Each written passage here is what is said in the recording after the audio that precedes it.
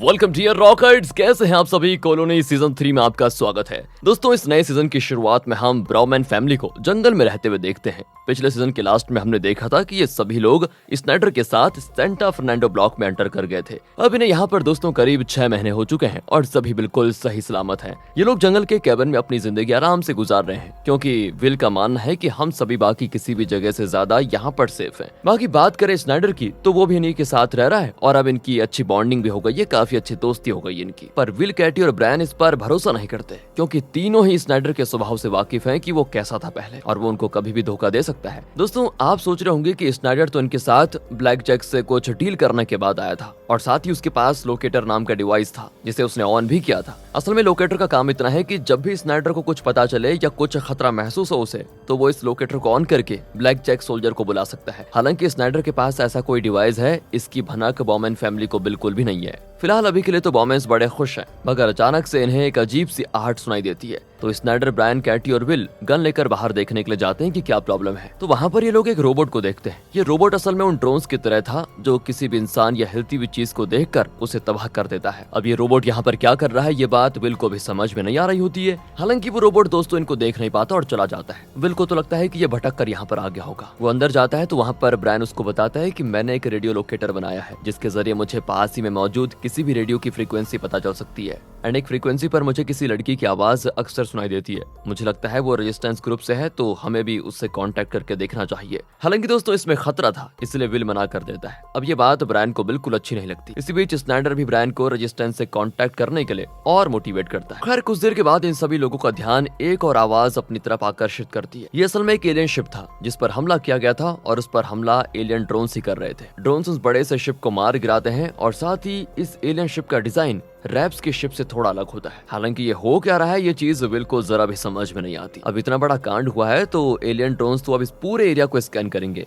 जिस वजह से बॉमैन फैमिली का यहाँ पर रुकना खतरे से खाली नहीं होता। पर कहीं भी जाने से पहले विल अब समझना चाहता है कि आखिर ये है क्या, इसलिए वो स्नाइडर के साथ क्रैश शिप को देखने के लिए जाता है। इसी बीच ब्रायन कैटी से भी रेजिस्टेंस ग्रुप से कांटेक्ट करने की बात करता है, ताकि ये लोग गॉन्टलेट नियो को देकर ब्रूस से अपना किया हुआ वादा पूरा कर पाए, जिसके लिए कैटी कहती है कि इस बारे में जो फैसला विल करेगा वही होगा। अब ये लोग मिलकर गॉन्टलेट जमीन के अंदर से निकालते हैं जिसे इन्होंने छुपा दिया था पहले। दूसरी तरफ देखते हैं तो विल स्नाइडर के साथ क्रैश शिप के साइट पर पहुंच जाता है, जहां कई सारे ड्रोन्स मौजूद होते हैं। यहाँ स्नाइडर विल से कहता है कि हमें यहाँ से अब चले जाना चाहिए, शायद यहाँ पर कोई खतरा है, हो सकता है कि ये इन एलियंस का कोई दुश्मन हो, इसलिए उन्होंने इस शिप को मार गिराया। पर विल का मानना होता है कि अगर ऐसा है तो दुश्मन का दुश्मन हमारा दोस्त बन सकता है। एंड स्नाइडर इस पॉइंट पर विल को बताता है कि ये चीज यहाँ पर लागू नहीं होती भाई। अब इनको पता चलता है कि आईजीए में फैक्ट्री के बारे में एक रूमर ये फैली हुई है कि वहाँ एलियंस डिफेंस वेपन यानी कि हथियार बना रहे हैं। जाहिर है ये किसी तरह की वॉर की तैयारी है। अब वहाँ का जायजा लेने के बाद जब स्नाइडर और विल वापस जा रहे होते हैं, तभी ये लोग देखते हैं कि वहाँ पर कुछ सोल्जर्स भी आ चुके हैं। अब इन सोल्जर्स को देखते ही विल उन पर गोलियां चलाने लग जाता है और स्नाइडर से कहता है कि जल्दी से जाकर कैटी और बच्चों से तैयार होकर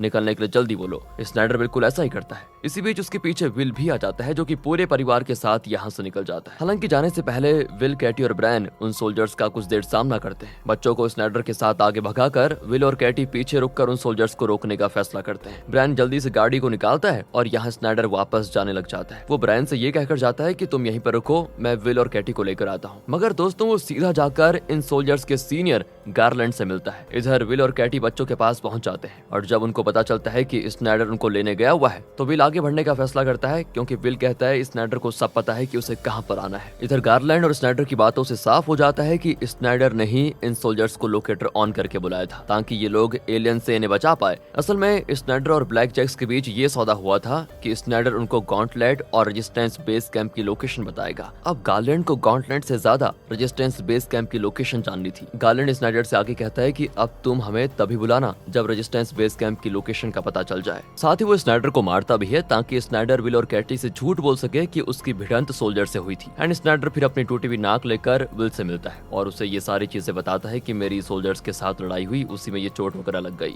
वहीं से अपनी जान बचा कर निकला हूँ। पर दोस्तों, यहाँ पर विल को भी स्नाइडर पर शक होता है कि हो ना हो इन सोल्जर्स को इस स्नाइडर नहीं बुलाया हो। पर अभी तो सिर्फ शक है, इसलिए वो कुछ कर भी नहीं पाता। अब ये लोग यहाँ से सीधा रेजिस्टेंस बेस कैंप में जाएंगे, क्योंकि इसके बाद सबसे सेफ जगह वही होगी यहाँ ब्रायन अपने रेडियो के जरिए रेजिस्टेंस ग्रुप के एक मेंबर से संपर्क करता है और उसे बताता है कि हम बहुत दिनों से तुमको ढूंढ रहे हैं, हमें नियो को गॉन्टलेट डिलीवर करने के लिए ब्रूस ने भेजा है। अब होता ये कि नियो को बॉमैन फैमिली के आने का पता था, तो वो लड़की सबके नाम पूछने के बाद कहती है ठीक 48 घंटे के बाद तुम मुझे झील के पास मिलना और अपने साथ वो गॉन्टलेट लेकर भी आना। ये सारी बातें हो जाने के बाद विल और कैटी जंगल के एक दूसरे छोर पर पहुंच जाते हैं, जहां इनको एक और शिप क्रैश हुआ दिखाई देता है, जिसके अंदर एक अजीब सा क्रिएचर की बॉडी होती है। मतलब कि यहाँ पर रैप्स के साथ कोई और एंटिटी भी है जिससे रैप्स की बिल्कुल नहीं बनती, जिस कारण वो आपस में भिड़ रहे होते हैं। पर ये लड़ाई स्पेस और दूसरे प्लेनेट से अर्थ तक कैसे आई हुई, इसका जवाब मिलना भी बाकी होता है। फिर इस शिप को देखने के साथ ही इसके अंदर झांकने के बाद विल और कैटी वहाँ से निकल जाते हैं। अगले सीन में हमें गवर्नर हेलन को दिखाया जाता है, जिसे कुछ सोल्जर्स लेकर जल्दी से बंकर की तरफ लेकर जाते हैं ताकि वो सेफ रह पाए। असल में एलियंस की बनाई फैक्ट्री पर किसी और प्लेनेट के एलियंस का हमला हुआ है, मतलब कि सच में रैप्स का कोई दुश्मन है और फैक्ट्री में रैप्स हथियार वगैरह बना रहे हैं। हेलन को फिर बंकर में आकर पता चलता है कि फैक्ट्री को तो बचा लिया गया है, लेकिन आने वाले समय में बहुत ही जबरदस्त वॉर हो सकती है, जिसमें इंसानों को ना चाहते हुए भी रैप्स का साथ देना होगा,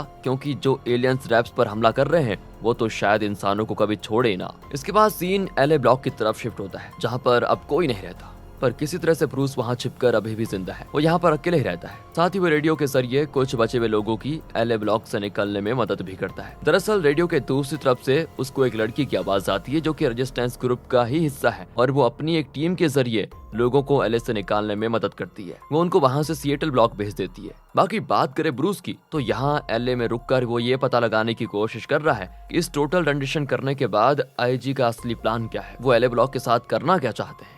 इन्हीं सब चीजों में अकेले ब्रूस का पूरा दिन यहाँ पर बीतता है। इसी बीच एक दिन ब्रूस को अपने घर में किसी की हलचल सुनाई देती है, एंड वो जब देखता है तो उसके टेबल के नीचे एक बच्चा छिपा हुआ होता है, जिसे ब्रूस बड़े प्यार से आने के लिए बोल रहा होता है। लेकिन इसी बीच होता यह है कि उस बच्चे की माँ गन लेकर ब्रूस के सामने आ जाती है, यानी कि ये बच्चा और इसकी माँ इस एलए ब्लॉक में फंसे हुए हैं और अब इनकी मदद भी ब्रूस को करनी होगी यहाँ से निकलने में। ब्रूस जब उसको ये सारी बात बताता है तो ये लेडी, जिसका नाम सैंड्रा है, वो अपनी गन नीचे कर देती है। अब हम विल की फैमिली को देखते हैं, जो कि उस लड़की का इंतजार कर रहे हैं जिसने ब्रायन को रेडियो पर कहा था कि लेक के पास गॉन्टलेट लेकर आ जाना। उस लड़की से मिलने के लिए ब्रायन और कैटी साथ में जाते हैं और पीछे से विल इन पर नजर रखता है। कुछ देर के बाद वो लड़की आ जाती है। असल में ये लड़की नियो के रेजिस्टेंस कैंप से आई थी, जिसे गॉन्टलेट देने के लिए ब्रूस ने इनको बोला था। एंड जब ये लड़की ब्रायन के पास गॉन्टलेट को देखती है तो वो ब्रायन के साथ उसके परिवार को एक ट्रेन की तरफ लेकर जाती है। यहाँ विल स्नाइडर के बारे में झूठ बोल देता है कि ये हमारे परिवार का हिस्सा है, मेरा बड़ा भाई है। अब इनको एक ट्रेन पर जल्दी से जल्दी चढ़ने के लिए कहा जाता है, तो वो लड़की वहीं पर रुक जाती है। बाकी कैटी के पूछने पर वो कहती है कि हमारे बाकी के लोग तुम्हें रिसीव करने के लिए जरूर आएंगे। अब विल और बाकी लोगों के पास कोई चारा भी नहीं था, इसलिए सभी जल्दी से उस ट्रेन पर चढ़ जाते हैं। दूसरी ओर ब्रूस सैंड्रा और उसके बेटे को वॉल को पार करवाकर दूसरी कॉलोनी में एंटर करवाने में मदद करता है। वो कहता है कि ये काम तुम अपने बच्चे के साथ नहीं कर पाओगी, बल्कि तुम सैन फर्नांडो ब्लॉक जाओ, तुम वहाँ पर सेफ रहोगी। अब ब्रूस इन लोगों को एक बंकर में लेकर जाता है, जिसकी दूसरी तरफ से रेजिस्टेंस के कुछ लोग लोगों को एलए से निकाल लेते हैं। ब्रूस सबसे पहले तो टॉर्च से इशारा करता है, जिस दौरान उसे सामने से भी टॉर्च के जरिए सिग्नल मिलता है। एंड सिग्नल के मिलते ही सैंड्रा को उसके बच्चे के साथ बंकर के दूसरी साइड जाने के लिए बोल देता है। ये करके वो खुद वापस चला जाता है। इस तरफ दिखाते हैं तो विल जिस ट्रेन में स्नाइडर और अपने परिवार के साथ होता है, उसे कुछ लोग वहाँ पर रुकवाते हैं। यही असल में नियो होता है दोस्तों, जो कि अपने आदमियों के साथ इनको रिसीव करने के लिए आया हुआ है। सबसे पहले नियो इनसे गॉन्टलेट दिखाने को कहता है और उसे देखने के बाद वो गॉन्टलेट उनसे ले लेता है। फिर वो विल और बाकी सभी को रेजिस्टेंस कैंप की तरफ लेकर निकल पड़ता है। नियो विल से कहता है कि हम कब से तुम्हारा इंतजार कर रहे थे। फिर जंगल में काफी दूर तक चलने के बाद ये लोग आखिरकार रेजिस्टेंस कैंप पहुंच जाते हैं, जहाँ पर इन सब की चेकिंग होती है पहले। वो इसीलिए कहीं इन लोगों ने इलेक्ट्रॉनिक चीज छुपा तो नहीं रखी है, जैसे की घड़ी, मोबाइल वगैरह। और यहाँ स्नाइडर चुपके से उस लोकेटर को वहीं जमीन में छिपा देता है जो उसे ब्लैक जैक्स ने दिया था। फिर नियो से गॉन्टलेट लेकर एक गार्ड उसे इस कैंप के लीडर एंड्री को दिखाने जाता है। कहानी वापस आती है, ब्रूस की तरफ मुड़ जाती है, जिसके घर में फिर से किसी की दस्तक होती है और ये एक लड़की है जो कि अपना नाम ब्रूस को एमी बताती है। वो ब्रूस से कहती है कि मैं वही हूँ जिससे तुम रेडियो के जरिए बात करते थे। हमारे ऊपर कुछ सोल्जर्स ने हमला किया, जिससे हमारे काफी लोग मारे गए। हालांकि एक आखिरी बस थी जिसमें कुछ लोग निकल चुके थे, तो इस तरह कुछ लोगों की जान बच गई। बाकी मुझे भी चोट आई है। एमी ब्रूस को वो सारी बातें बताती है जो इन दोनों के बीच हुई थी, और तब जाकर ब्रूस को विश्वास होता है कि ये वही लड़की है। कुछ देर के बाद एमी देखती है कि ब्रूस ने अकेले रहकर आईजे के खिलाफ काफी सबूत जुटा लिए हैं। पूछने पर वो बताता है कि आईजे यहाँ टोटल रेडिएशन के बाद भी बायो वेपन्स बनाने वाली है। इस पर एमी उसे बताती है कि तुम कुछ हद तक सही हो, पर पूरी तरह नहीं। असल में जो आज एलए LA का हाल है वही हाल सिएटल ब्लॉक का भी हुआ था। वहाँ भी इसी तरह टोटल रिटेंशन करके लोगों को फैक्ट्री भेज दिया गया था ताकि रैप्स उनके जरिए बायो वेपन्स बना सके। वो किसी तरह की वॉर की तैयारी कर रहे हैं। फिर ये सारी चीज करने के बाद तब से अब तक सिएटल में लोगों को वापस से बसाया जा रहा है, मतलब कि सिएटल को रीपॉपुलेट किया जा रहा है, जहाँ नए लोग और नई सरकार बनेगी और यही सब कुछ LA के साथ भी होगा। बाकी इसके पीछे का असली कारण जानने के लिए हमें सिएटल जाना होगा। अब इस बातचीत में एमी ये भी बताती है कि पेशे से वो एक डॉक्टर है। बस फिर क्या था, एमी की बातें ब्रूस को सही लगती है और वो उसके साथ निकल पड़ता है। और सबसे पहले ब्रूस वॉल के पार करने से पहले रेजिस्टेंस के कुछ लोगों को अपने साथ लेकर जाना चाहता था, जिसके लिए एमी भी मान जाती है और ये लोग इस नए सफर पर निकल पड़ते हैं। आगे हम दोस्तों एमी का फ्लैशबैक देखते हैं। ये वो समय था जब LA में रिडेंशन हुआ था और एमी उस ब्लॉक के बाहर एक हॉस्पिटल में पेशेंट्स को ट्रीट कर रही थी। इसके कुछ देर के बाद एमी के पास एक आदमी आता है जिसके दोस्त के सर पे गोली लगी थी, मगर वो जिंदा भी था। और जिसे गोली लगी थी वो असल में अपने पड़ोसियों को ब्लैक जैक सोल्जर से बचाता रहा था और किस्मत से अभी भी वो जिंदा है। और जब ये बात एमी को पता चलती है तो उसका ऑपरेशन करने के लिए एमी मान जाती है। हालांकि वो पहले ही बता देती है कि गोली सर में लगी है तो ऑपरेशन के दौरान ये मर भी सकता है, ये कोमा में भी जा सकता है। और इसी पॉइंट से एमी ने भी दूसरों की मदद करने की ठानी थी और लोगों को LA ब्लॉक से निकालने में लग गई तब से। फिलहाल कहानी प्रेजेंट में आती है और हमें ब्राउमैन फैमिली को दिखाया जाता है। इनका आज इस रेजिस्टेंस कैंप में पहला दिन है, पर तभी कैटी और विल से मिलने के लिए कैंप का लीडर एंड्रयू आता है, जो कि कैटी और उसकी फैमिली का पहले तो स्वागत करता है। फिर कैटी जब उससे पूछती है कि इस गॉन्टलेट का आप क्या करोगे और आपको ये एलियन टेक्नोलॉजी के बारे में इतना कैसे पता, एंड्रयू जवाब देता है कि हमारे पास एक रैप है जिसके जरिए हमें काफी चीजें पता चली है और उनका असली मकसद क्या है ये भी एक रहस्य है, क्योंकि वो रैप अपनी स्लीपिंग स्टेज में है। आप इसे एक तरह की कोमा स्टेट भी कह सकते हो। जब कैटी उस रैप को देखने की बात करती है तो एंड्रयू भी जवाब देता है कि ये मौका तुम्हें जल्द ही मिलेगा, तब तक तुम लोग इस नई जगह पे सेटल हो जाओ। पहले यहाँ सारी फैसिलिटी है सिवाय इलेक्ट्रॉनिक आइटम्स को छोड़कर, क्योंकि उससे ड्रोन्स हम पर अटैक करके हमें मार सकते हैं, मगर कोई बात नहीं, इस कैंप को तुम अपना घर ही समझो। इसके बाद कहानी एमी और ब्रूस की तरफ मुड़ जाती है, जिन्हें आगे रास्ते में कुछ लोग मिलते हैं। उन्हें देखकर एमी कहती है कि मेरा साथी ब्रूस एक एक्स मिलिट्री ऑफिसर है और मैं एक डॉक्टर हूँ, हम तुम्हारी मदद कर सकते हैं। असल में दोस्तों इन लोगों में से ज्यादातर की तबीयत कुछ खास ठीक नहीं है, तो एमी बताती है कि पास ही एक मेडिकल स्टोर है, हम वहाँ पर जाकर अपने मतलब की दवा वगैरह ले सकते हैं। एमी की बात सुनकर वो लोग अपनी गन्स नीचे कर देते हैं और उससे मेडिकल स्टोर का रास्ता पूछते हैं। उधर रेजिस्टेंस कैंप में जब कैटी यूं ही घूमने निकलती है तो उसको एक आदमी यूं ही कैंप में इधर उधर घूमने से रोक लेता है, खासकर हेडक्वार्टर्स की तरफ जाने से। असल में एंड्रयू के हेडक्वार्टर में वो रैप मौजूद है जिसे कैटी देखना चाहती थी, लेकिन वहाँ की सिक्योरिटी काफी ज्यादा टाइट होती है, इसलिए वो इस बारे में बात करने के लिए नियो के पास जाती है। वो नियो से पूछती है कि एंड्रयू ने भला इस जगह को ऐसा क्यों बनाया और वो हमें सब कुछ क्यों नहीं बता रहा। मैं अपने बच्चों की जान को रिस्क में लेकर तुम लोगों को गॉन्टलेट देने के लिए इतनी दूर आई, क्या इतना भरोसा काफी नहीं है मेरे ऊपर? मैं गॉन्टलेट के बारे में किसी भी इंसान से ज्यादा जानती हूँ, क्योंकि मैंने देखा है वो क्या कर सकता है, इसलिए बस एक बार एंड्रयू से बोलो कि मुझे रैप दिखा दे, आखिर ये एलियंस चीज है क्या, मैं देखना चाहती हूँ। उसकी इस बात पर नियो कहता है ठीक है, मैं एंड्रयू से बात करूंगा। इसी बीच स्नाइडर विल से कहता है कि मुझे यहाँ पर कुछ सही नहीं लग रहा, खास करके एंड्रयू, उसका बिहेवियर कुछ अलग है, वो मुझे किसी डिक्टेटर की तरह लग रहा है और ये कैंप एक तरह की कॉलोनी ही तो है। मेरी इंस्टिंक्ट तो कह रही है कि हमें यहाँ से भी निकल जाना चाहिए, लेकिन दोस्तों विल उसकी बात पर कहता है कि मेरा परिवार मुझे यहाँ पर सुरक्षित लग रहा है, यहाँ पर मुझे अपने बच्चों के लिए कोई डर भी नहीं है। और रही बात कैंप की, तो कैटी यही पता करने के लिए निकली हुई है, और वैसे भी इतनी दूर आकर हम यूं ही कहीं नहीं भाग सकते। उस तरफ दिखाते हैं तो ब्रूस और एमी बाकी लोगों के साथ ड्रोन से छिपते छिपाते मेडिकल स्टोर में पहुंच जाते हैं, जहां से दवा वगैरह लेकर वो निकलते ही हैं कि तभी वहां पर रोबोट से सामना हो जाता है इनका, जो कि हर किसी को एक पल में मार डालते हैं। मगर ब्रूस तो एमी के साथ जल्दी से छिप जाता है, तो इन दोनों की जान बच जाती है। इसके बाद रात को जब कैटी वापस अपने परिवार के पास आती है तो वो विल को बताती है कि इस कैंप में कुछ तो सीक्रेट है, यहाँ मुझे पॉलिटिक्स का एहसास कुछ ज्यादा ही हो रहा है। वो जब ये सारी चीज बता ही रही होती है कि तभी अचानक से एक तेज आवाज आती है, जो कि बिल्कुल भी सहन करने लायक नहीं होती। कान बंद करके विल, स्नाइडर और कैटी बाहर आ जाते हैं और ये आवाज एंड्रयू के हेडक्वार्टर से आ रही होती है।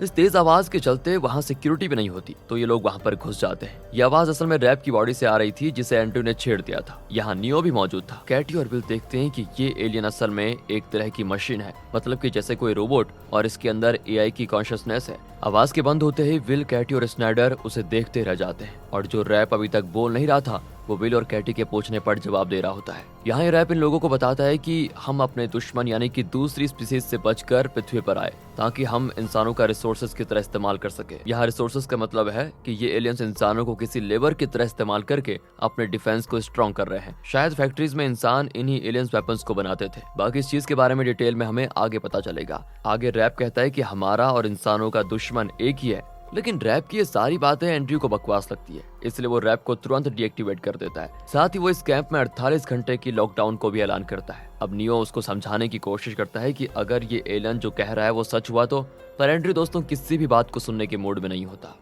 इधर ब्रूस और एमी आगे बढ़ते हुए एक अजीब से जोन में पहुंच जाते हैं, जहां पर एक जगह जाकर एमी तो बेहोश हो जाती है। अब जहां पर एमी खड़ी थी वहां पर ब्रूस देखता है कि कुछ तो गड़बड़ है। वो गन से एक बुलेट हवा में छोड़ देता है, जो कि वहां पर तैर रही होती है। मतलब कि यहाँ पर ग्रेविटी मौजूद ही नहीं है, जैसे स्पेस में होता है। यही वजह होती है एमी के बेहोश होने की। इसी के साथ कुछ आगे जाने पर दोनों को एक अजीब सी बिल्डिंग दिखती है, पर ये जगह सेफ नहीं होती, तो ब्रूस एमी को लेकर यहाँ से भी चला जाता है। आगे सुबह दोनों इस बारे में बात करते हैं कि पिछली रात उन्होंने जो देखा वो आखिर था क्या। ब्रूस कहता है कि शायद वो एक फैक्ट्री थी, बाकी कुछ तो समझ में मुझको आया नहीं, हमें आगे बढ़ते रहना होगा। अगले सीन में हमें एंड्रयू को दिखाया जाता है, जो कि डार्क वेब पर बच्चों की गलत वीडियोस को लोगों को बेचने का काम करता था। लेकिन एक दिन एंड्रयू को एफबीआई ने अरेस्ट कर लिया, उसी के पार्टनर के कहने पर। मतलब कि एंड्रयू को उसके ही बिजनेस पार्टनर और उसके दोस्त ने पकड़वाया था, और एंड्रयू को पकड़वाने वाला कोई और नहीं दोस्तों, बल्कि गारलैंड था। यानी कि बात हमने जो अभी देखी, ये बात एलियंस के अराइवल के पहले की है। खैर कहानी वापस प्रेजेंट में आती है, जहाँ पर हम कैटी, विल, ब्रायन और स्नाइडर को देखते हैं। ये सभी लोग उस रैप के बारे में ही बात कर रहे होते हैं। विल स्नाइडर से कहता है कि तुम जो कह रहे थे वो सही था, लेकिन तुम्हें इतना सब कैसे पता कि रैप भी किसी दूसरे स्पीसीज से बचने के लिए यहाँ पर आए हैं।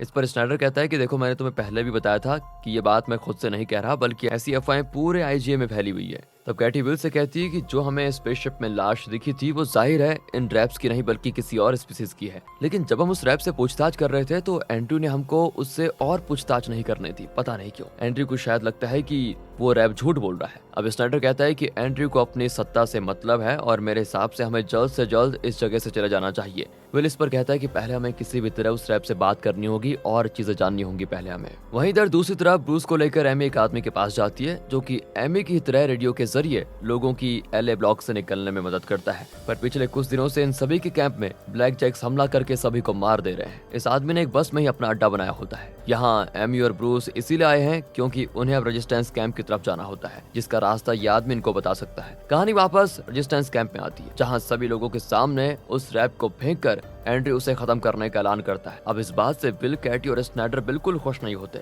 यहाँ तक कि एंड्रयू की ये बात नियो को भी पसंद नहीं आती। उधर ब्रायन को कुछ बड़े बड़े बॉम्ब्स के बैरल दिखाई देते हैं, जिससे पूरी कॉलोनी को एक ही बार उड़ाया जा सकता है। अब एंड्रयू ऐसे खतरनाक बॉम्ब किस लिए तैयार करवा रहा है, ये पता लगाना है इनको। इधर जैसे ही एमी और ब्रूस उस आदमी के साथ निकलते हैं, वैसे ही वहाँ पर ब्लैक जैक्स आ जाते हैं, जिनसे किसी तरह ब्रूस पहले खुद को और फिर एमी को बचाता है, मगर वो आदमी मारा जाता है। हालांकि उसने मरने से पहले रेजिस्टेंस कैंप के कोऑर्डिनेट्स इनको बता दिए थे, तो ब्रूस एमी के साथ वहाँ से चुपचाप निकल जाता है। अब रेजिस्टेंस कैंप में विल और कैटी कुछ भी करके एंड्रयू को रोकना चाहते हैं कि वो रैप को खत्म ना करे, क्योंकि स्नाइडर के अनुसार उस रैप को डिस्ट्रॉय करते ही शायद कैंप पर ड्रोन्स का हमला हो जाएगा और ये जगह पल भर में तबाह हो जाएगी। साथ ही इन लोगों को उस रैप से और चीजें भी जाननी होती है। तो इस बारे में बात करने के लिए विल और कैटी नियो से मिलते हैं और उसे एंड्रयू को रोकने के लिए कहते हैं, जिस पर नियो कहता है कि एंड्रयू अपनी मन की करता है, लेकिन मैं कोशिश करूंगा। कुछ देर के बाद एंड्रयू से नियो बात करने के लिए जाता है, लेकिन उसकी एंड्रयू एक नहीं सुनता, जो चीज स्नाइडर और ब्रायन दूर से देख रहे होते हैं। साथ ही एंड्रयू उस रैप को कहीं ट्रांसफर कर रहा होता है। अब ये देखते ही स्नाइडर को यकीन हो जाता है कि एंड्रयू सही आदमी नहीं है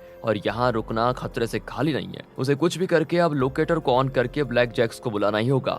इसलिए वो एंड्रयू के बारे में विल और कैटी को पहले बताता है, और जब वो दोनों नियो से बात करने जाते हैं तो खुद स्नाइडर पीछे के दरवाजे से निकल जाता है। फिलहाल नियो विल और कैटी के पूछने पर बताता है कि एंड्रयू उस रैप को वापस लौटा रहा है, मतलब कि ये रैप सिएटल ब्लॉक की तरफ भेज रहा है वो। साथ ही इस रैप के साथ कुछ बॉम्ब्स के बैरल्स भी भेजे जा रहे हैं, ताकि इस रैप के साथ वहाँ की सरकार पूरी तरह खत्म हो जाए। एंड्रयू यहाँ पर ये भी नहीं सोचता कि सिएटल ब्लॉक में कई सारे मासूम लोग भी मौजूद हैं, उनकी जान को खतरा हो सकता है। इसलिए रात में ब्रायन उस बॉम्ब को डीएक्टिवेट करने की सोचता है, पर पकड़ा जाता है। और इधर नियो के साथ मिलकर विल और कैटी एंड्रयू के हेडक्वार्टर पर हमला कर देते हैं, जिसका अंदाजा एंड्रयू को पहले से ही था, और वो इन्हें पीछे आकर गन पॉइंट पर ले लेता है। साथ ही वो नियो से कहता है कि तुम में और मुझ में यही फर्क है कि तुम पहले मुझे फॉलो करते थे और अब इन्हें कर रहे हो, इसलिए तुम अच्छे फॉलोवर हो, लीडर नहीं। बाकी रही बात विल और कैटी की, तो ये डबल एजेंट है। तुम ही सोचो, एलए से ये टोटल रिटेंशन होने के ठीक पहले निकल गए, वो भी पूरी तरह फैमिली के साथ।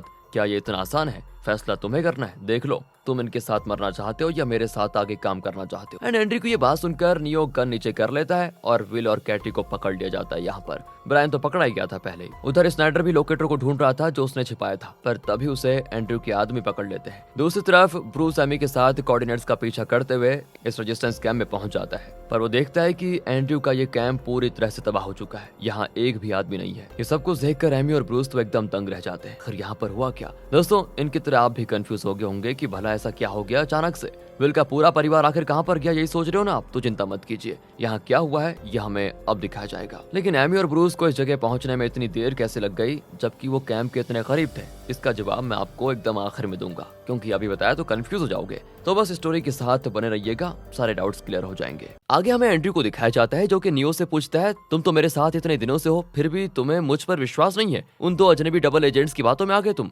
नियो जवाब देता है कि वो अगर डबल एजेंट्स होते तो कभी भी असली गॉन्टलेट हमको ला कर न देते। बाकी मैं किसी को धोखा नहीं दे रहा हूँ, बस मुझे उस रैप से कुछ सवाल पूछने हैं। मगर दोस्तों, एंड्रयू उसकी बात नहीं मानता और कहता है वो मशीन एलियन हमें गुमराह कर रहा है। बाकी रही बात इंटेरोगेशन की, तो उसमें तुम मुझसे बेहतर हो, तो अभी जाकर कैटी से बात करो और मैं बच्चों से पूछताछ करता हूँ। मेरा दावा है कि हमें कुछ न कुछ तो जरूर नया पता चलेगा। और फिर यहाँ फिलहाल के लिए तो एंड्रयू की बात नियो को माननी ही पड़ती है और वो कैटी से पूछताछ करने के लिए चला जाता है, जो उसे बताती है कि कैसे वो लोग एलए से यहाँ पहुंचे, मतलब पहले 2 सीजन में जो हुआ वो सारी चीजें। इधर चार्ली और गैसी से पूछताछ करने के बाद एंड्रयू को पता चलता है कि चार्ली अराइवल के बाद सेंटा मोनिका ब्लॉक में फंस गया था। एंड इस बारे में जब एंड्रयू विल से पूछता है तो वो उसको सब कुछ बता देता है कि कैसे वो चार्ली को वहां से लेकर आया। इसी बीच एंड्रयू को पता चलता है कि ब्रायन ने पकड़े जाने से पहले बॉम्ब्स के डेटोनेटर्स निकाल कर कहीं छिपा दिए थे। एंड अब ये बात सुनते ही एंड्रयू आग बबूला हो जाता है और जब ब्रायन को लाया जाता है तो वो सीधा ब्रायन के सर पर गन रख देता है, लेकिन ब्रायन उसे कुछ नहीं बताता।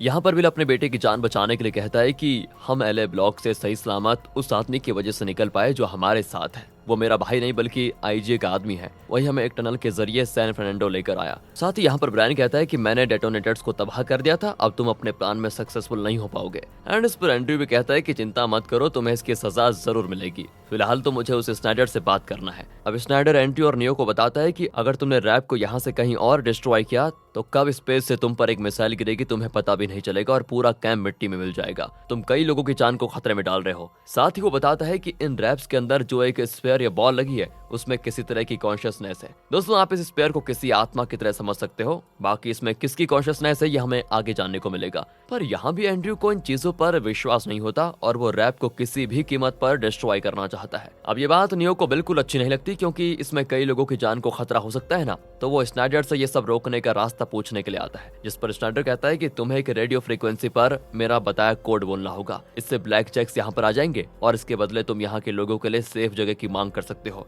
जो तुम्हें आराम से वो इनाम के तौर पर दे देंगे, क्योंकि तुमने उन्हें रैप के साथ रेजिस्टेंस कैंप का ठिकाना भी बता दिया। बस फिर क्या था, स्नाइडर के दिए कोड को नियो रेडियो में बोल देता है, पर तभी इस चीज के लिए एंड्रयू नियो पर गोली मार देता है और साथ ही वो कैटी, ब्रायन और विल को मौत की सजा भी सुनाई जाती है वहां पर। जब तीनों को गोली मारने के लिए लाया जा रहा होता है तभी अचानक से ब्लैक जैक सोल्जर्स के साथ गार्लैंड की टीम इस कैंप पर हमला कर देती है। असल में यहाँ पर स्नाइडर ने नियो का इस्तेमाल किया था ताकि उसकी जान बच जाए और वो ब्लैक जैक से अपना किया वादा भी पूरा कर ले। सोल्जर्स की गोलीबारी के बीच विल, कैटी और ब्रायन एक दूसरे के हाथ खोलते हैं और फिर ग्रेसी और चार्ली की तलाश में लग जाते हैं। उधर गोलीबारी के बीच चार्ली एक बड़े भाई की तरह ग्रेसी को कवर करते हुए चल रहा होता है। वो ग्रेसी को आगे भागने के लिए कहता है, जिसके हाथ में थोड़ी चोट भी होती है। कैटी की नजर फिर ग्रेसी पर पड़ती है और वो उसे उठाकर ले आती है, लेकिन जब चार्ली विल की तरफ भागकर आ रहा होता है ना, तभी उसको एक गोली लग जाती है और बेचारा चार्ली यहीं मारा जाता है। बेचारे को ऐसे मरते हुए देखने के बजाय विल और कैटी के पास कोई चारा भी नहीं होता। उन्हें अपने बाकी 2 बच्चों की जान भी तो बचानी थी, इसलिए विल चार्ली की बॉडी को वहीं पर छोड़कर सभी को लेकर निकल जाता है। इधर ब्लैक जैक्स ने एंड्रयू और उसके आदमियों के साथ यहाँ रह रहे लोगों को भी मौत के घाट उतार दिया था। गार्लैंड तो स्नाइडर की तारीफ करता है, जिस पर स्नाइडर कहता है कि मैंने तो बस इनकी कमजोर कड़ी पर वार किया और मेरा काम हो गया। इसी बीच स्नाइडर जब लाशों के बीच चार्ली की बॉडी को देखता है तब उसका दिल दहल जाता है, क्योंकि कहीं न कहीं चार्ली की मौत का जिम्मेदार वही है। यहाँ स्नाइडर अपनी भावनाओं को किसी तरह तो दबाता है और चार्ली की लाश को देखने के बाद गार्लैंड के साथ चला जाता है। इसके बाद सीन स्नाइडर की तरफ होता है शिफ्ट, जो कि एक शानदार से बंगलों में है। उसे यहाँ पर रहने, खाने और बाकी चीजों के पूरी फैसिलिटी दी गई है और ये सब कुछ क्या है ब्लैक जैक्स ने। कुछ देर के बाद स्नाइडर से मिलने के लिए गवर्नर हेलन आती है, जो कि स्नाइडर की बहादुरी की काफी प्रशंसा भी करती है कि कैसे उसने एक डबल एजेंट बनकर रेजिस्टेंस कैंप को पूरी तरह से मिट्टी में मिला दिया। साथ ही वो स्नाइडर को हीरो भी बोलती है। बाकी रही बात जो कुछ भी स्नाइडर के साथ हेलन ने पहले किया था, उसके लिए वो स्नाइडर से माफी भी मांगती है। यहाँ वो बताती है कि रैप्स ने टोटल रेंडिशन के दौरान कई लोगों को फैक्ट्री भेजने के लिए चुना था, उसमें तुम्हारा भी नाम था और ये सब कुछ हो रहा था रैप्स की बनाई एल्गोरिथम की वजह से। लेकिन उन्हें पता नहीं है कि हम इंसान माहौल और सिचुएशन के हिसाब से ढल जाते हैं। जिस तरह तुम ढल गए और आज हीरो बनकर यहाँ पर बैठे हो, गजब। तो बताओ कब से काम पर लौट रहे हो? यहाँ स्नाइडर अपनी बेटी के बारे में पूछने आता है तो हेलन जवाब देती है कि देखो वो सेफ है और अपनी जिंदगी अच्छे से जी रही है। अब ये सुनकर स्नाइडर कहता है कि अब मैं भी रिटायरमेंट लेकर आराम से जीना चाहता हूँ, अब मुझे ये सब नहीं करना। हेलन उसको कहती है कि ठीक है, अब तुम पार्टी में चलो। स्नाइडर फिर हेलन के साथ पार्टी में चला जाता है जहां हेलन उसको किसी हीरो की तरह पेश करती है। सभी स्नाइडर की वजह से रेजिस्टेंस कैंप के पतन की कहानी सुनकर उससे काफी इंप्रेस हो जाते हैं। यहाँ स्नाइडर कई लोगों से मिलता है। वहां से वापस आने के बाद अगले दिन स्नाइडर से हेलन कहती है कि मुझे तुम्हारी जरूरत है, मुझे सेंटा मोनिका और सैन फर्नांडो जैसे ब्लॉक्स और कॉलोनी में टोटल रेंडिशन करवाना है, पर इन जगह के प्रॉक्सीज इसके लिए मान नहीं रहे हैं। तुम ही हो जो कोई रास्ता निकाल सकते हो, इससे मेरी पावर और भी बढ़ जाएगी और इस बारे में तुम एक बार प्लीज जरूर सोचना। कहानी में दूसरी तरफ विल और उसके परिवार को दिखाया जाता है जो चार्ली की मौत से काफी दुखी होते हैं। लेकिन विल और केटी को अब भी अपने दोनों बच्चों की जान बचानी थी, इसलिए सभी घायल ग्रेसी को लेकर किसी सेफ जगह की तलाश में आगे बढ़ते जा रहे होते हैं। ग्रेसी के हाथ में जो घाव होता है वो काफी ज्यादा बढ़ रहा था। फिर ये सभी एक जगह रुककर ग्रेसी की चोट पर बरहम पट्टी वगैरह करते हैं और फिर आगे बढ़ते हैं। इस पॉइंट पर ब्रायन एक बिलबोर्ड को देखता है जिसमें लिखा हुआ होता है कैसे सियाटल ब्लॉक लोगों का स्वागत कर रहा है। तो ब्रायन विल से सियाटल चलने के लिए कह देता है, पर विल मना कर देता है क्योंकि अब वो किसी भी ब्लॉक या कॉलोनी में नहीं रहना चाहता। ऐसे चलते चलते विल को एक गाड़ी दिखती है जिसमें एक आदमी अपने परिवार को लेकर सियाटल जा रहा होता है। तो विल उन लोगों को रोकता है क्योंकि ग्रेसी की हालत काफी ज्यादा खराब होती जा रही थी। एंड इस तरह विल आखिरकार सियाटल जाने का मन बना लेता है और अपने बच्चों के लिए एक तरफ से खतरा भी उठाने को तैयार होता है क्योंकि उसे पूरा विश्वास है कि सियाटल पहुंचते ही उसे और कैटी को अरेस्ट कर लिया जाएगा, पर इनके बच्चों को तो सेफ रखेंगे कम से कम। इस कारण विल गन दिखाकर उस कार में मौजूद फैमिली को नीचे उतार कर खुद कार लेकर चला जाता है। अब बिल को कुछ भी गलत या सही नहीं लग रहा है दोस्तों, वो चार्ली की तरफ किसी और को खोना नहीं चाहता। फिर वो ग्रेसी को लेकर जल्दी से सियाटल कैंप में पहुंच जाते हैं जहां ग्रेसी का तुरंत इलाज शुरू किया जाता है। सियाटल में सियाटल रिफ्यूजी मैनेजमेंट अथॉरिटी यानी कि SRMA ऐसे दूसरी जगहों से आ रहे लोगों की मदद कर रही होती है। दूसरी ओर स्नाइडर को बार बार मरे हुए चार्ली की याद आ रही है। वो ठीक से सो भी नहीं पाता, इसलिए अब वो बस बिजी रहने का सोचता है और अपना फैसला बदलकर हेलन के लिए काम शुरू करने का डिसीजन लेता है। सबसे पहले तो स्नाइडर सेंटा मोनिका और सैन फर्नांडो ब्लॉक के प्रॉक्सीज को IGA के खिलाफ षड्यंत्र करने के झूठे इल्जाम में फंसाकर अरेस्ट करवा देता है ताकि हेलन वहां पर रेंडिशन को अंजाम दे पाए। हालांकि हेलन को स्नाइडर का ये बिल्कुल पसंद नहीं आता, मगर स्नाइडर अब अपने तरीके से काम करने का मन बना चुका है। उधर विल और कैटी ब्रायन से कहते हैं अगर ये लोग हमें अरेस्ट कर लेते हैं तो तुम्हें ही ग्रेसी का ख्याल रखना है बेटा। यहाँ पर विल और कैटी ने अपने और अपने बच्चों के नाम गलत बताए होते हैं। फिर विल का एक इंटरव्यू किया जाता है जिसके बाद उसे सियाटल ब्लॉक में रहने के लिए एक घर भी मिलेगा। यहाँ स्कूल वगैरह भी मौजूद है और हम इस इंटरव्यू के दौरान देखते हैं कि विल की असलियत मॉनिटर पर दूसरी तरफ दिख रही है, जैसे कि उसका नाम और वो कौन है। पर विल ने खुद का नाम जेम्स बताया था, उसके बावजूद उसे या कैटी को अरेस्ट नहीं किया गया। अब ये भला सियाटल वालों ने क्यों किया, यह हमें आगे कहानी में पता चलेगा।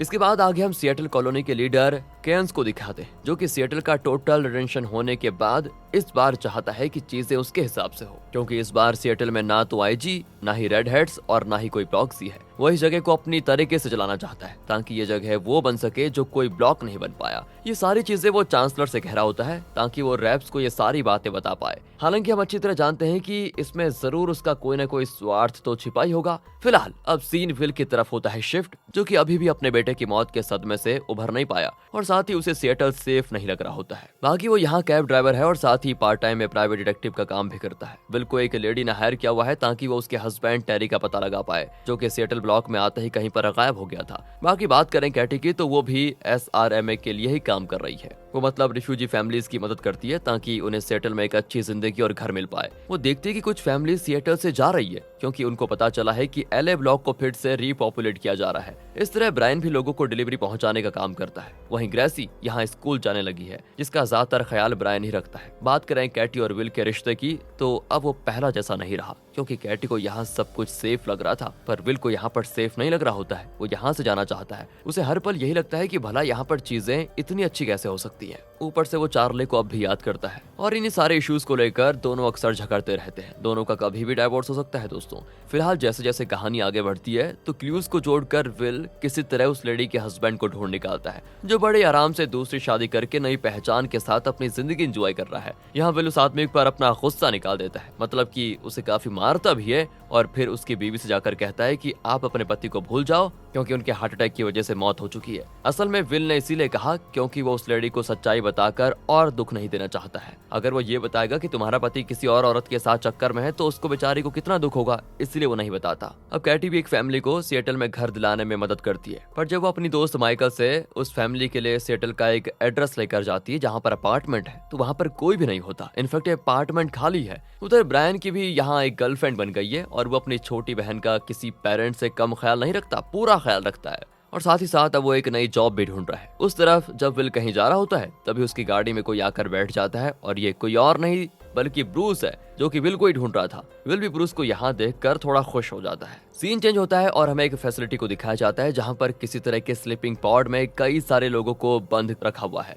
इन्हीं में से एक स्लीपिंग पॉड में से एक आदमी निकलकर सभी गार्ड्स को मारते हुए यहाँ से भागने की कोशिश कर रहा था और हम देख पाते हैं कि ये स्लीपिंग पॉड से निकला हुआ आदमी काफी ज्यादा ताकतवर है। पर जब वो फैसिलिटी की छत पर पहुंचता है तो देखता है कि ये फैसिलिटी पानी के बीचों बीच बनी हुई है जहाँ से वो भाग नहीं सकता। तो बस फिर क्या था, सोल्जर्स को पकड़ लेते हैं। दूसरी ओर विल ब्रूस से मिलता है जिसे ब्रूस सब कुछ शुरुआत से बताता और कहता है हम इस जगह बड़ी मुश्किल से पहुंचे हैं और छिप कर रह रहे हैं। बाकी ये ब्लॉक एलए ब्लॉक का एक चमकीला वर्जन है। यहाँ पर किसी तरह के बायो वेपन्स बनाए जा रहे हैं। उसी का पता लगाने के लिए मैं अपनी डॉक्टर दोस्त के साथ यहाँ पर आया हूँ। ब्रूस फिर विल को अपनी दोस्त यानी कि एमी से भी मिलवाता है पर ब्रूस को एमी पर भरोसा नहीं होता। इसके बाद ब्रूस विल को एक आदमी के बारे में बताता है जो कि रोज सिएटल के एक लैब से बॉक्स लेकर बाहर निकालता है। अब इनका प्लान यह है कि वो उस आदमी को मारकर उसका बैग छीनेंगे ताकि पता चल सके कि उसमें ऐसा किया है। यहाँ विल उस बैग वाले आदमी के करीब जाकर उसे टक्कर मारता है ताकि देख सके कि उसकी सिक्योरिटी कितनी टाइट है। एंड ये करके विल सॉरी बोलकर चला जाता है क्योंकि टक्कर होते ही विल को कई सोल्जर्स ने घेर लिया था।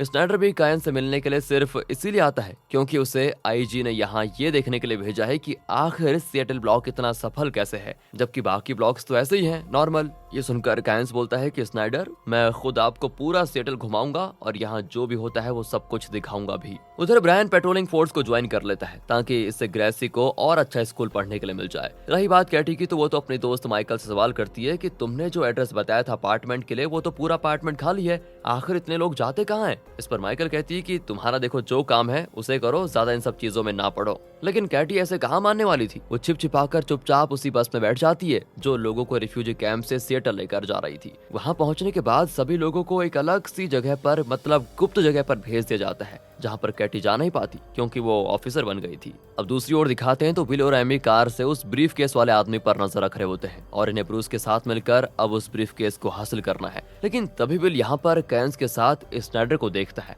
और एमी को गाड़ी से नीचे उतारकर खुद स्नाइडर का पीछा करता है जो कि कायंस के साथ एक बोट के जरिए उसी आउटलेट्स की फैक्ट्री में जाता है जहाँ पर कायंस स्नाइडर को खाली पॉट्स दिखाता है और कहता है कि ये जगह रैप्स भी यूज कर रहे हैं। और फिर स्नाइडर को ये समझने में देरी नहीं लगती कि कायंस डायरेक्ट रैप से कुछ डील कर रहा है और किसी तरह की एलियन टेक्नोलॉजी का इस्तेमाल भी कर रहा है जो कि रैप्स ने उसको दी थी। इधर विल की गैर मौजूदगी में एमी और ब्रूस किसी तरह उस ब्रीफ केस वाले आदमी को मारकर उसका ब्रीफ केस ले लेते हैं। फिर जब उसको वो घर ले जाकर देखते हैं तो इस ब्रीफ केस में एक ट्रांसपेरेंट शीट होती है, उसके साथ एक बुलेट भी। ब्रूस इस चीज को देखकर तो समझ जाता है कि ये भी एलियंस की लाई हुई है। अब इस पतली ट्रांसपेरेंट शीट पर गोली को देखकर ब्रूस इस पर गन से फायर करता है तो ये शीट गोली को रोक लेती है, मतलब कि ये बुलेट प्रूफ भी है। उस तरफ कैटी विल से कहती है तुम सही थे, इस कॉलोनी में कुछ तो गड़बड़ है। लेकिन विल उसकी पूरी बात सुने बिना ही चला जाता है। सुबह जब विल ब्रूस से मिलने पहुंचता है तो वो उसके पूछने पर बताता है कि कल रात मुझे स्नाइडर दिखा जो कि कैंस के साथ किसी तरह की फैसिलिटी में गया जो पानी के बीचों बीच बनी हुई है। अब ये चीज सुनकर ब्रूस भी दंग रह जाता है। यहाँ विल उसे बताता है कि रेजिस्टेंस कैंप में जो भी हुआ वहाँ उसका बेटा चार्ली मारा गया। ब्रूस कहता है कि देखो मुझे अब स्नाइडर चाहिए किसी भी हालत में ताकि मैं उसको मार कर तुम्हारे बेटे चार्ली की मौत का बदला ले पाऊं क्योंकि उसी की वजह से तुम्हारे बेटे चार्ली की मौत हुई है।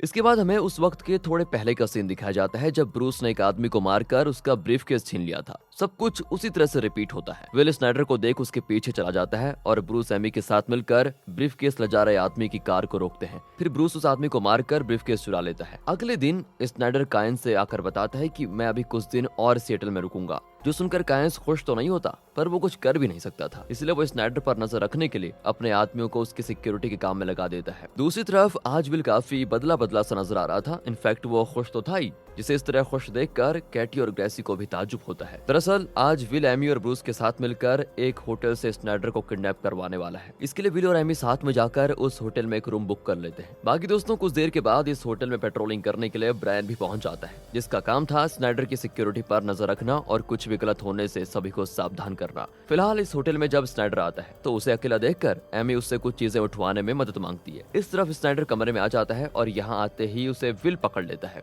फिर ब्रूस आता है जो कि स्नाइडर को लॉन्ड्री के कपड़ों के साथ में ले जाकर स्टोर रूम में पहुंचा देता है, जहाँ पर ब्रूस उससे कुछ सवाल पूछता है, जैसे कि तुम सेटल क्यों आए, आईजीए को सेटल ब्लॉक में इतनी दिलचस्पी क्यों है, यहाँ पर कैसा बायो वेपन बनाया जा रहा है, जिस आइलैंड पर तुम गए थे वहाँ किस तरह की फैसिलिटी है, इन सब के पीछे रैप्स का मकसद क्या है। इतने सारे सवाल होते हैं दोस्तों। अब पहले तो स्नाइडर विल को ऐसे बिल्कुल सामने देखकर हैरान हो जाता है कि ये एकदम से कहां से आ गया। फिर वो खुद को संभालते हुए बताता है, मुझे यहाँ पर आईजीए ने भेजा है ताकि मैं कायन से कुछ राज पता कर पाऊँ। आईजीए चाहता है कि जैसे सिएटल है उसी तरह उनका हर एक ब्लॉक हो जाए। जैसे यहाँ सिएटल में मिलियन दर से लोग आ रहे हैं ना, वैसे आईजीए के ब्लॉक में भी आ जाए, यही वो चाहते हैं। इसलिए आईजीए को समझना है कि कायंस आखिर क्या खिचड़ी पका रहा है। बाकी रही बात उस आइलैंड की फैसिलिटी की, तो वहाँ पर कई सारे स्लीपिंग पॉड्स हैं जिनमें आउटलायर्स कैद हैं। हालांकि कायंस ने वहाँ मुझे खाली पॉड्स ही दिखाए थे। अब आउटलायर्स क्या होते हैं ये पूछने पर स्नाइडर बताता है कि एलियंस ने इन्वेजन करते ही सबसे पहले अपनी एल्गोरिदम के तहत इंसानों को बांटा, जैसे कि कौन आईजीए में जाएगा, कौन फैक्ट्री में जाएगा और कौन ग्रीन जोन में रहेगा।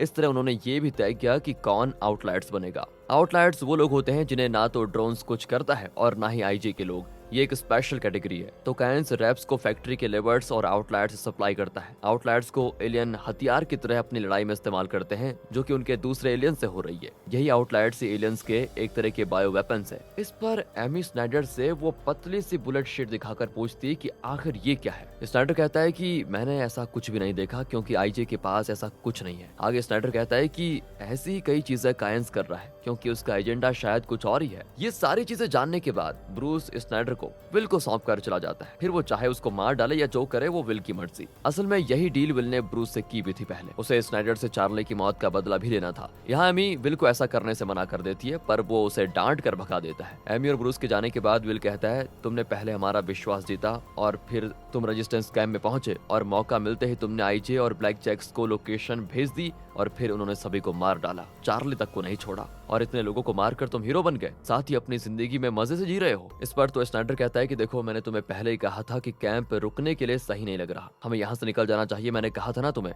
लेकिन तुम नहीं माने थे और मैंने जो किया वो सभी को बचाने के लिए किया। मैं नहीं चाहता था कि चार्ली इसमें मर जाए, पर क्या करे। बाकी मैं सच बताऊं तो मुझे भी आज तक चार्ली का दुख होता है। मैं सो नहीं पाता अच्छे से। मैंने चार्ली की लाश को देखा था तो मैं दंग रह गया, फिर मैंने उसकी लाश को दफना भी दिया था। अब ये सुनते ही विल स्नाइडर को पानी में मुंह डुबोकर मारने की कोशिश करता है, पर ऐसा वो कर नहीं पाता। वहीं बाहर दिखाते हैं तो स्नाइडर को सिक्योरिटी ढूंढना शुरू कर देती है। अब ये बात बताने के लिए जब ब्रायन अंदर आता है तो वो स्नाइडर को सामने पाता देख उसे मार डालने की बात करता है, पर विल उससे इनकार कर देता है कि ऐसा नहीं करना। इस बात को लेकर दोनों बाप बेटे के बीच में थोड़ा झगड़ा भी हो जाता है। फिर भी विल स्नाइडर को छोड़ देता है। स्नाइडर जल्दी से भागकर बाहर आता है, पर वो सिक्योरिटी से कुछ नहीं बताता, बल्कि ये कह देता है कि मैं एक लड़की के साथ था, हम एंजॉय कर रहे थे। हालांकि दोस्तों उसकी हालत सब कुछ बयान कर रही होती है। उधर एमी को लगता है कि बेटे को खोने के गम में विल पागल हो चुका है। वो अचानक कुछ भी फैसले ले रहा है जिससे लोगों की जान को खतरा हो सकता है। इतना कहकर वो चली जाती है। वहीं विल अपने घर आकर काफी ज्यादा रो भी रहा होता है, जिसको ऐसा देखकर कैटी भी काफी रोती है। दोनों ही अपने बेटे चार्ली को याद कर रहे होते हैं और यहाँ रोने से दोनों का दिल काफी हल्का भी हो जाता है। अब आगे हमें कायंस के खास आदमी हैरिस को दिखाते हैं, जो कि अपने दोस्त ओनिल के साथ एक जिम में होता है। इन दोनों की बातों से हम समझ पाते हैं कि इन्हें पता है कि ये आउटलायर्स हैं और साथ ही हैरिस इसीलिए कायंस के साथ काम कर रहा है ताकि उन्हें अंदर की इन्फॉर्मेशन समय समय पर मिलती रहे। फिलहाल सीन विल की तरफ मुड़ता है, जो कि पिछली रात की घटना के बाद नॉर्मल होने की कोशिश कर रहा था, लेकिन ब्रायन अब भी उससे इस बात को लेकर गुस्सा है कि उसने स्नाइडर को क्यों नहीं मारा। ब्रायन के जाने के बाद कैटी विल से बात करने आती है, जिसके पूछने पर विल उसको सब कुछ बता देता है, ब्रूस से लेकर आउटलायर्स और स्नाइडर के बारे में जो भी बातें हैं सब। उधर स्नाइडर को दिखाते हैं जो गारलैंड को सिएटल बुलाता है और उसे बताता है कि कल रात मुझे विल और ब्रूस ने किडनैप कर लिया था, पर उन्होंने मुझे एक ऐसा मटेरियल दिखाया जो कि पतला है और बुलेट प्रूफ भी। ये टैग जाहिर है एलियंस का ही होगा, जिससे कायंस जरूर कुछ प्लान कर रहा है और आईजे को कायंस के खिलाफ इससे अच्छा मौका नहीं मिलेगा। साथ ही स्नाइडर ये भी बताता है कि अब पक्का हो चुका है कि विल भी एक आउटलायर्स है। तो यहाँ फिर गारलैंड और स्नाइडर कायंस के खिलाफ सबूत जुटाने में लग जाते हैं। उधर कैटी माइकल से कहती है कि मुझे मेरे पति की फाइल चाहिए और अगर तुमने मुझे वो नहीं दी तो मैं अथॉरिटी से बता दूंगी कि तुमने मुझे उस खाली अपार्टमेंट का बता दिया था। बेचारी माइकल क्या ही करती, वो चुपचाप विल की फाइल कैटी को दे देती है, जिससे ये साफ हो जाता है कि विल भी एक आउटलायर है और उसके बारे में सिएटल अथॉरिटी को पहले से सब कुछ पता था। फिर भी उन्होंने विल को नहीं रोका क्योंकि आउटलायर को नुकसान पहुंचाना सख्त मना है। इसके बाद माइकल से कैटी सभी आउटलायर्स की लिस्ट मांगती है। जो मिलते हैं वो सीधा ब्रूस से मिलने के लिए जाती है और उसे आउटलायर्स की लिस्ट का पहला पन्ना दिखाते हुए कहती है, ये देखो हमें इनसे मिलना होगा क्योंकि ये लोग एक हथियार या कुर्बान कर दी जाने वाली आर्मी के अलावा कुछ नहीं है। इसी बीच ब्रूस से जब विल को पता चलता है कि उसकी वजह से एमी उसके साथ नहीं है, तो विल खुद पर्सनली जाकर अपने बर्ताव के लिए एमी से माफी मांगता है और उसे कहता है कि ब्रूस को तुम्हारे साथ की जरूरत है। दरअसल अब इनको किसी भी तरह उस आइलैंड पर बनी फैसिलिटी तक जाना है, लेकिन ये इतना आसान नहीं होगा क्योंकि वहाँ पर ड्रोन्स नजर रखते हैं। इधर स्नाइडर और गारलैंड उस मटेरियल के बारे में पूछताछ करते हैं और उनको ये पता चल जाता है कि कायंस ने इस चोरी के बारे में किसी से शेयर नहीं किया, जो कि ब्रूस और एमी ने की है। यहाँ स्नाइडर देखें तो अब विल और ब्रूस को पकड़वा सकता था, लेकिन उसने ऐसा नहीं किया और वो भी कायंस के खिलाफ सबूत जुटाने में लगा हुआ है। उस तरफ एमी, ब्रूस और विल ओनिल से मिलते हैं और उसको सब कुछ बताते हैं, साथ ही उसे लिस्ट भी दिखाते हैं। ब्रायन भी ग्रेसी को अपनी गर्लफ्रेंड के घर लेकर जाता है, जहाँ वो अपनी गर्लफ्रेंड के पिता से भी मिलता है और दूसरी तरफ ओनिल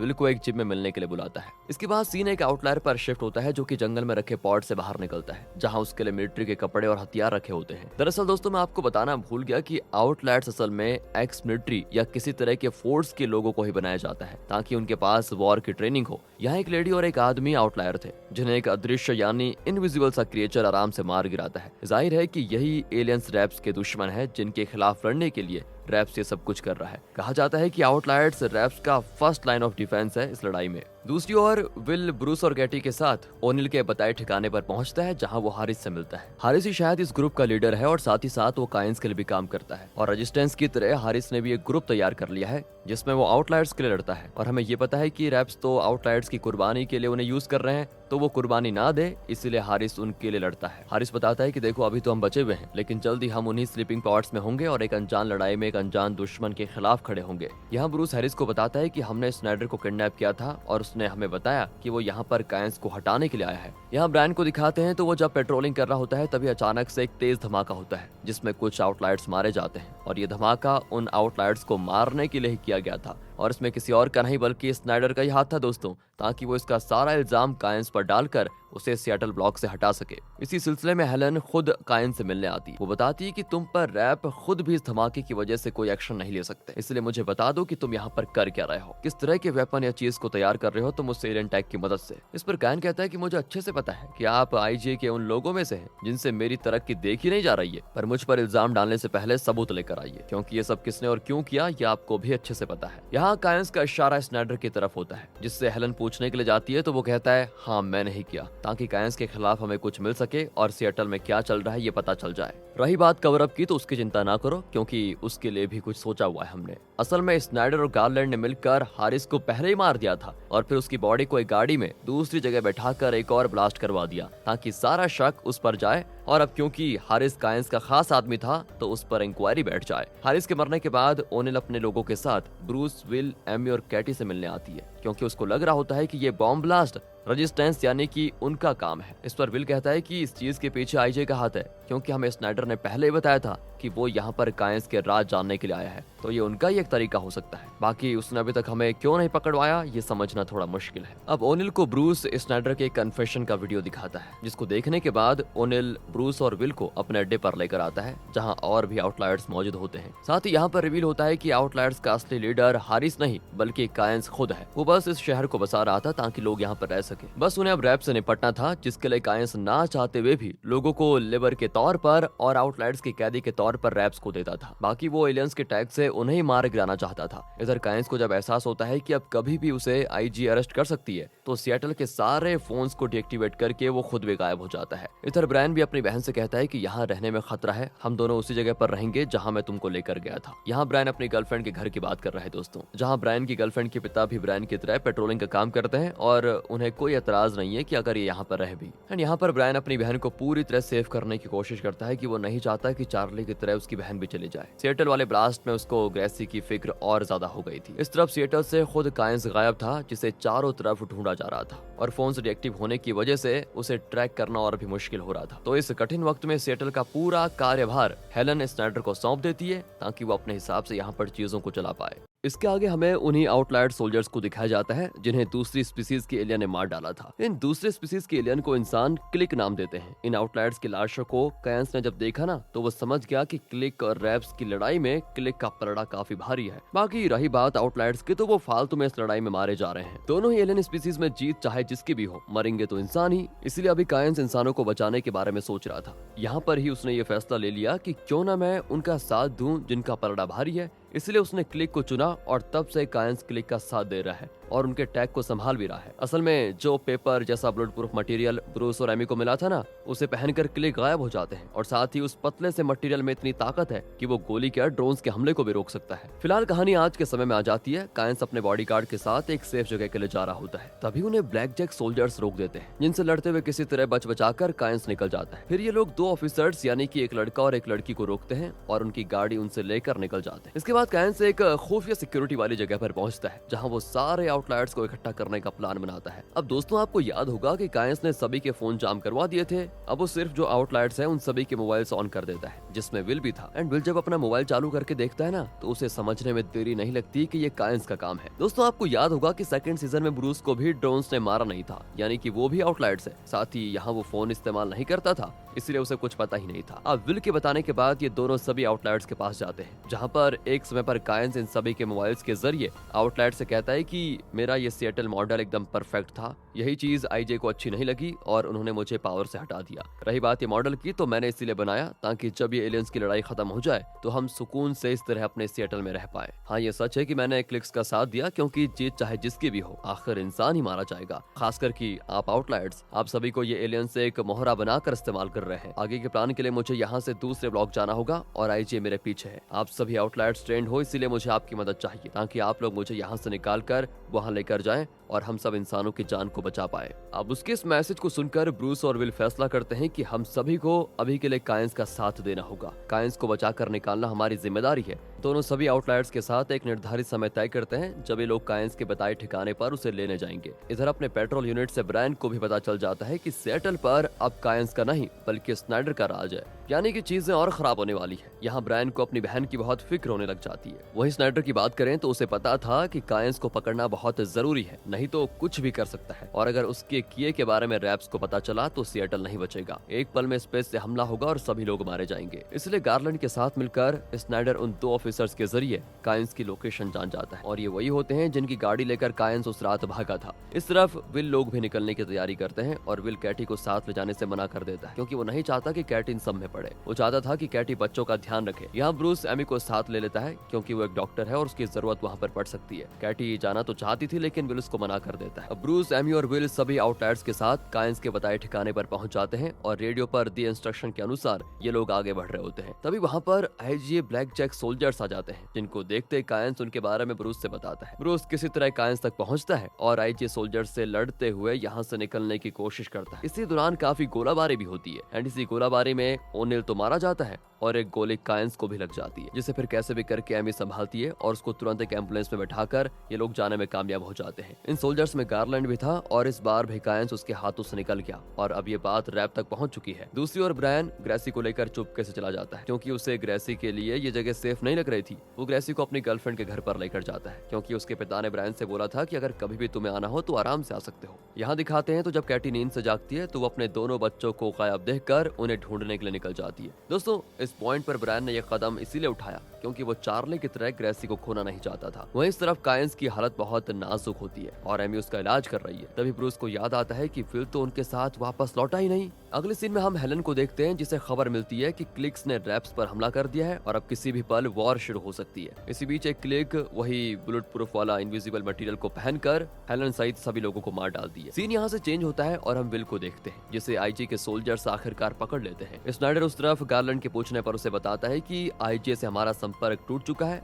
ऐसी सिचुएशन में हमें रैप्स ने एक इमरजेंसी रेडियो लाइन दी है जिससे हम उनसे डायरेक्ट बात कर सकते हैं। असल में क्लिक्स ने इन्वेजन किया है और एक वॉर का आगाज हो चुका है। बाकी रैप्स ने जो मुझसे कहा है उसके बारे में मुझे विल से बात करनी है। विल के पास पहुंचकर स्नाइडर उसे बताता है कि एलियंस ने हमारे आगे एक प्रस्ताव रखा है। उन्होंने बोला है कि शाम होने तक अगर 150 आउटलायर्स उस साइलेंट की फैसिलिटी में पहुंच जाते हैं तो वो इस ब्लॉक को डिफेंड करेंगे और अगर नहीं तो वो इस ब्लॉक को पूरी तरह से तबाह कर देंगे। विल, ये फैसला तुमको लेना है। क्या तुम चार्ली की तरह ग्रेसी और ब्रायन को भी खोना चाहते हो? जो भी फैसला लेना सोच समझ कर लेना। मैं तो अब चाहता हूँ कि मेरा सामना तुमसे या तुम्हारे परिवार से कभी हो ही ना। इतना कहकर स्नाइडर ब्रूस को छोड़ देता है। इस तरफ कैटी ब्रायन से मिलने पेट्रोलिंग डिपार्टमेंट पहुंच जाती है जहाँ पर ब्रायन उससे कहता है कि ग्रेसी जहाँ भी है वो बिल्कुल सेफ है। मैं उसके बारे में आपसे नहीं बता सकता ताकि आप लोग अगर अपनी इस लड़ाई में पकड़े जाओ तो भी किसी से ग्रेसी का पता ना बता पाओ। मैं उसका ख्याल रख लूंगा, आप दोनों अपने मिशन पर ध्यान दो। बेचारी कैटी क्या ही करती, वो चुपचाप चली जाती। ब्रायन के कमरे से कैटी को उसकी गर्लफ्रेंड की फोटो मिल जाती है। अगले सीन में कायंस को दिखाया जाता है जो कि अब खतरे से बाहर है। कायंस ब्रूस से कहता है कि मैं तुम्हें एक बंकर का पता देता हूँ जहाँ तुम्हारे बाकी लोग आराम से रह सकते हैं। वहाँ खाना पानी हथियार वगैरह सब कुछ मौजूद है। इसके बाद वहाँ पर विल आता है जो कि ब्रूस और बाकी सभी आउटलायर्स से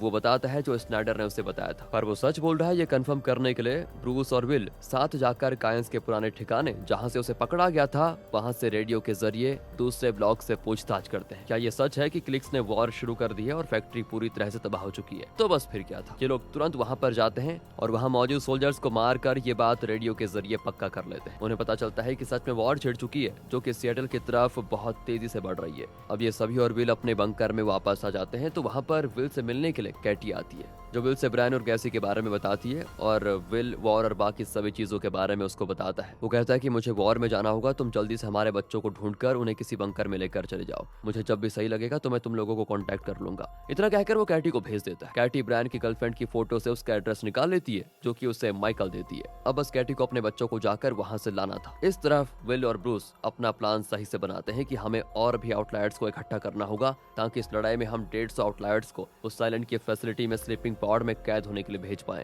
इससे सिएटल सुरक्षित रहेगा और हमें अपनी लड़ाई जारी रखने का एक मौका मिलेगा। इस चीज में खतरा तो था लेकिन सभी आउटलायर्स विल और ब्रूस का साथ देते हैं। जल्द ही ब्रूस की मुलाकात एक बड़े आउटलायर्स ग्रुप से होती है। विल भी आउटलायर्स को कायंस के बताए बंकर में लेकर जाता है और 150 आउटलायर्स आइलैंड पर पहुंच जाते हैं जहां उन्हें पॉड्स में डाला जाता है ताकि वो स्पेस में जाकर रैप्स की तरफ से लड़ाई कर पाए। पता है ना आपको लड़ाई किसके साथ? एलियंस की, दूसरे एलियंस के साथ जो लड़ाई हो रही है। अब जैसा कि रैप्स ने वादा किया था तो वो सिएटल को डिफेंड करना शुरू कर देते हैं। जल्दी वॉर शुरू हो जाती है जिसे ब्रूस, कैटी, ब्रायन, ग्रेसी और विल साथ में स्नाइडर ये सभी देखते हैं। आसमान में लड़ाई शुरू हो जाती है जिसको सभी नीचे से देख रहे होते हैं और यहाँ पर इस सीजन का एंड हो जाता है। दोस्तों आपको सच बताऊं तो यार ये डायरेक्टर या तो खुद पागल रहा होगा, कोई पता नहीं क्या बना दिया और अब आगे के सीजन भी नहीं आ रहे हैं। मतलब काफी चीजें तो ऐसी हैं जिनका कोई आंसर ही नहीं है अभी तक। इनका एक ऑफिशियल वो आया था नोट जिसमें लिखा हुआ था कि अब इसके आगे के सीजन नहीं बनेंगे। अरे भाई तो जब नहीं बनाने थे तो पहले ही सारी इन्फॉर्मेशन बता देते कि क्या चीज कैसे हुई है। बाकी देखिए दोस्तों यहाँ पर सीजन खत्म हो जाता है। मिलते हैं आपसे अगली वीडियो में, ध्यान रखेगा अपना। एंड दोस्तों मैं बता रहा हूँ कि आगे से ऐसी सीरीज आपके लिए नहीं लेकर आऊंगा जहाँ पर इस तरह की प्रॉब्लम होगी।